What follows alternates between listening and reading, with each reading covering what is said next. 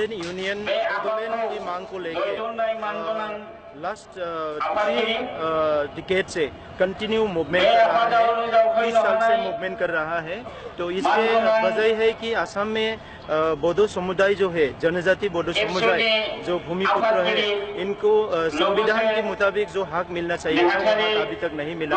भारत के संविधान हम लोग को सब कुछ दिया, हमारे भाषा, हमारी संस्कृति, हमारी भूमि की निरापत्ता के लिए, हमारे राजनीतिक अधिकार के लिए भारत के संविधान ने सब कुछ दिया।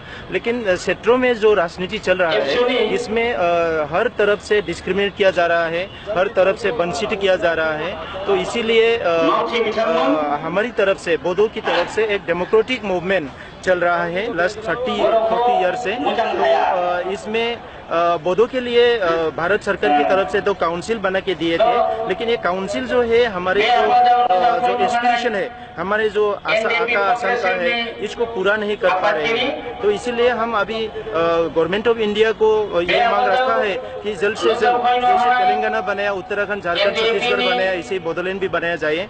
और बोडोलैंड के जो मूवमेंट है, इसमें 5000 से ज्यादा बोडो लोग का जान जा चुका है। अभी तक 5 लाख खून से अपना जो हस्ताक्षर किया है, तो वो कल हम सबमिट करेंगे, कल हम रैली करेंगे।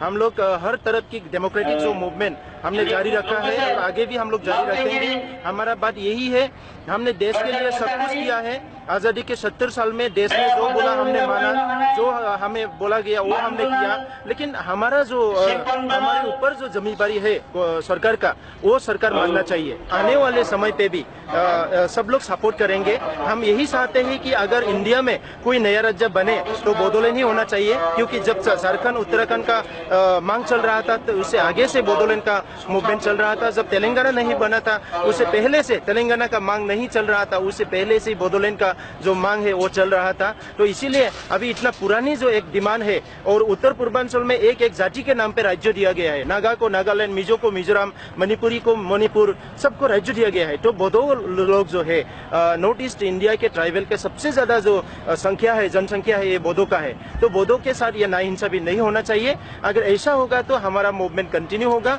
हम मूवमेंट को इंटेंसिफाई करेंगे। ये मूवमेंट कभी नहीं रुकेंगे जब तक बोडोलैंड नहीं बनेगा, ये मूवमेंट चलता रहेगा। असम के